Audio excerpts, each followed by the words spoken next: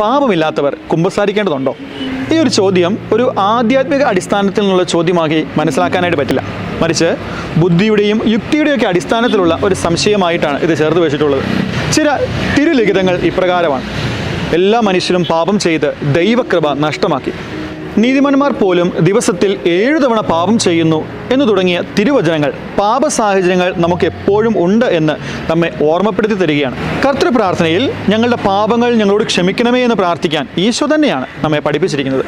അങ്ങനെ വരുമ്പോൾ പാപമില്ല എന്ന് അവകാശപ്പെടുന്നവർക്ക് കർത്തൃപ്രാർത്ഥനയായ ഈശോ പഠിപ്പിച്ച പ്രാർത്ഥന അർത്ഥപൂർണമായിട്ട് ചൊല്ലാനാവില്ല എന്ന് കരുതേണ്ടി വരും. നമ്മുടെ സ്വർഗസ്ഥനായ പിതാവ് പരിപൂർണനായിരിക്കുന്നത് പോലെ പരിപൂർണനായിരിക്കുവാനായിട്ടാണ് ഓരോ വിശ്വാസിയും വിളിക്കപ്പെട്ടിരിക്കുന്നത്.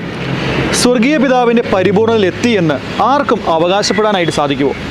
സ്വർഗപിതാവിൻ്റെ പരിപൂർണതയോട് താരതമ്യം ചെയ്ത് സ്വയം പരിശോധിക്കുമ്പോഴാണ് പാപികളിൽ ഒന്നാമനാണ് താൻ എന്ന അവബോധം പൗലോസ്ലീഹ അടക്കമുള്ള അനേകം വിശുദ്ധർക്ക് ഉണ്ടായത്. നമുക്ക് പാപമില്ല എന്ന് നാം പറഞ്ഞാൽ അത് ആത്മവഞ്ചനയാകും. നാം പാപം ചെയ്തിട്ടില്ല എന്ന് പറഞ്ഞാൽ നാം ക്രിസ്തുവിനെ വ്യാജം പറയുന്നവനാക്കുന്നു എന്ന് അപ്പസ്തോലനായ വിശുദ്ധ യോഹനൻ പറയുന്നതിൻ്റെ അർത്ഥവും നമുക്ക് കുറവുകളുണ്ട് എന്ന് തന്നെയാണ്. പാപമില്ല എന്നതല്ല, പാപബോധമില്ല എന്നതാണ് നമ്മുടെ ഈ കാലഘട്ടത്തിൻ്റെ ഏറ്റവും വലിയൊരു പ്രശ്നം. മാരകമായ കർമ്മപാപങ്ങൾ നാം ചിലപ്പോൾ ചെയ്യുന്നില്ലായിരിക്കാം. എന്നാൽ നമ്മിലെ പാപത്തോടുള്ള അഭിനിവേശങ്ങളെയും പ്രലോഭനങ്ങളെയും വെളിപ്പെടുത്തി നമ്മുടെ ആത്മീയ അവസ്ഥയെ കുമ്പസാരക്കാരനായ ആത്മീയ പിതാവിൻ്റെ മുമ്പിൽ തുറന്നുകാട്ടി കുമ്പസാരിക്കുന്നത് വരപ്രസാദദായകവും ഒപ്പം ആശ്വാസപ്രദവുമാണ്.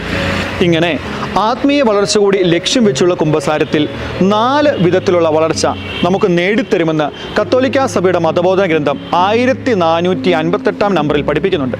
1. മനസ്സാക്ഷിയുടെ ശരിയായ രൂപീകരണത്തിന് കുമ്പസാരം സഹായിക്കുന്നു. 2. നമ്മിലെ പാപത്തിൻ്റെ താല്പര്യങ്ങളോട് പൊരുതി നിൽക്കുവാനായിട്ട് നമ്മെ സഹായിക്കുന്നു. 3.